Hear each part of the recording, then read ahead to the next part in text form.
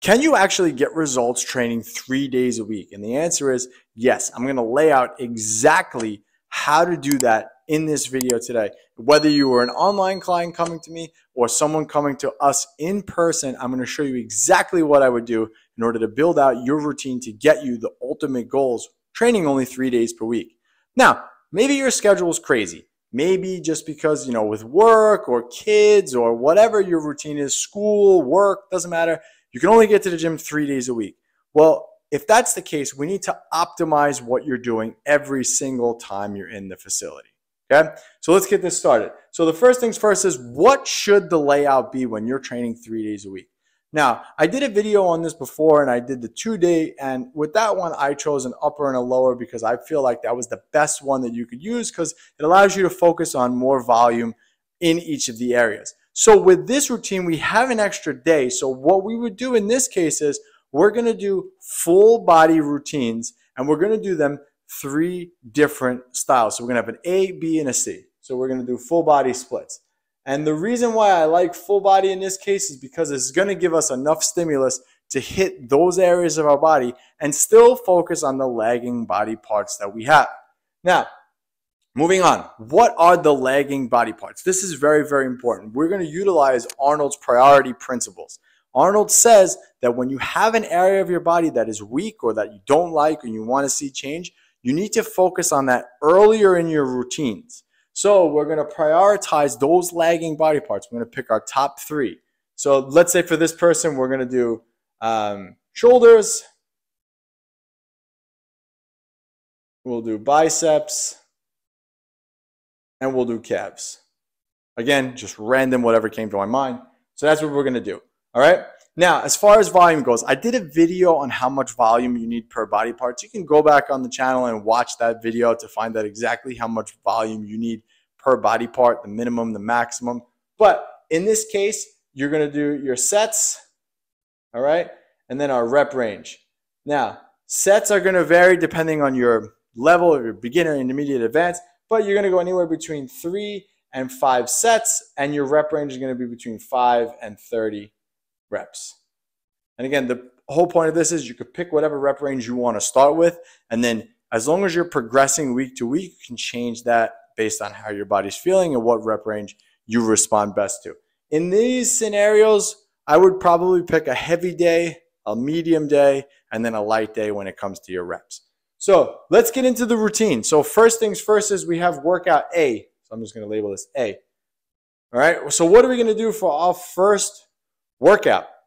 Now, again, going with the priority principles, we said that shoulders are a lagging body part. So we're going to start with a shoulder movement. Now, because we're only in the gym 3 days, we need to make sure that we're utilizing compound movements, movements that will stimulate a lot of muscles at once, because we're going to get a bigger bang from our buck doing something like that versus doing just like a lateral raise, which we're going to sprinkle lateral raises in here because the shoulders are a weak point of that person. So we're going to start with an overhead press here. We want to get heavy shoulder movement in first, right away, first workout of the week, so we're nice and strong. So we're going to start with the standing overhead press. So we'll go standing overhead press. All right. Now from here, we're going to sprinkle in, we could superset. Again, what I like to do sometimes is superset just to save a little bit of time. So we'll superset this with, we'll go into squats. Again, getting that heavy movements out of the way. This is going to be brutal, and you're probably going to take up a lot of space in the gym, but you could probably set up 2 different barbells for this. So you're going to superset that with squats. All right, next movement we're going to do, we'll do a close grip bench press. Close grip bench press to work more the chest, the shoulders, the triceps, and we'll superset that with RDLs. And we could do this with dumbbells. All right, so that's going to give us, again, upper body movement, lower body movement. It's going to be very, very tough. Next, we'll do some lat pull downs. Focus on developing that back. And we'll superset that with some dumbbell lateral raises. Again, just to hit those shoulders a little bit more. All right, so lateral raises here. Then what we would do here, we'll do some dumbbell curls. So dumbbell incline.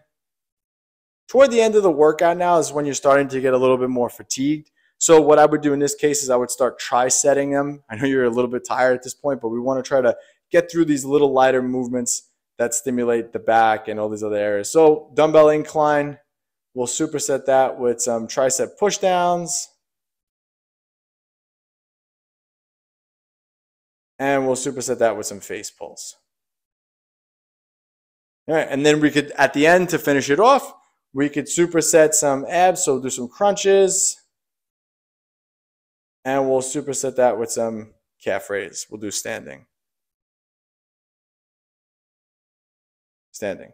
All right, and that's workout number 1. Again, pretty long workout, but again, when you superset these opposing body parts like this, you're not going to have fatigue from workout to workout. So standing overhead press, superset with squats, you're not really going to be fatigued from the overhead press to do the squats. Close grip bench press or RDL, again, same thing. You're not going to have that carryover fatigue. Now, let's go into workout B, or the second workout of the week. Now, we want to prioritize biceps. So what we'll do is we'll hit something for biceps here first, just while we're fresh. So let's do, so we did dumbbell incline, let's just do straight dumbbell curls. All right, and then we're going to superset that with, let's do some incline barbell. Again, I'm looking for a movement to go with that won't make you fatigued or tired. So like, I'm not going to be tired from dumbbell curls when I do incline barbell. It's not going to happen. Next movement, well, let's focus on something for the back. So let's do some bent over rows. And let's superset that with some lying hamstring curls. Hit more of the legs, lying hamstring. Then let's do some RDLs for your back, your hamstrings, and we will superset that with, let's do some more shoulders because we didn't do any shoulders yet. So let's do some cable laterals, again, just to get more volume in there. Now next, we also want to prioritize the calves. So let's get some calves in here. We'll do seated calves. And we'll superset that with some, let's do some dumbbell pullovers to hit the back and the chest as well. And then we'll finish off with some lower ab stuff. So leg raises. Perfect. So again, we've hit a lot of these muscles. Now, let's go into workout C. And again, you could prioritize these as you want. Like this could be your really heavy day where you stay lower reps. Maybe this one is your high rep day or your pump type workout. All right. So next, we're going to start here. Let's start with, again, we want to prioritize our calves as well. So let's do some leg press calf raise. And then maybe what we could do is we'll superset that with one leg press. We're in the same machine, we might as well utilize it. So we're going to do that. Then we'll move over, we'll do some dumbbell shoulder press. And then we'll superset that with some concentration curls for biceps. It's one of my favorite movements. And we'll go over here. We did close grip already. Let's get a chest movement in here. Let's do some dumbbell bench press. Do some incline because, again, shoulders are a priority. So if we hit the incline, we're going to hit a little bit of the shoulders. So dumbbell incline press. And we'll superset that with some pull-ups or close grip pull downs. Either one, depending on where you're at. All right, next, let's get some. So we have our dumbbell here. Oh, let's do some, we did barbell rows? Yes, we did. Let's do some Yate rows here. So I did a video on the difference between Yate rows and barbell rows, and you should utilize them differently in your routine. Barbell rows are more to strengthen up the lower back and the mid back and get that area more developed. Yates rows are more for the lats. So let's do some Yate rows. We'll superset that with some cable, lateral raise. And let's throw in there another one. We'll throw a tricep in there, and we'll do some dips. Again, all not opposing things here. I mean, the dips have a little carryover to that. And then we'll finish off with, let's see, what are we missing? Shoulder press, concentration curls, chest, shoulders.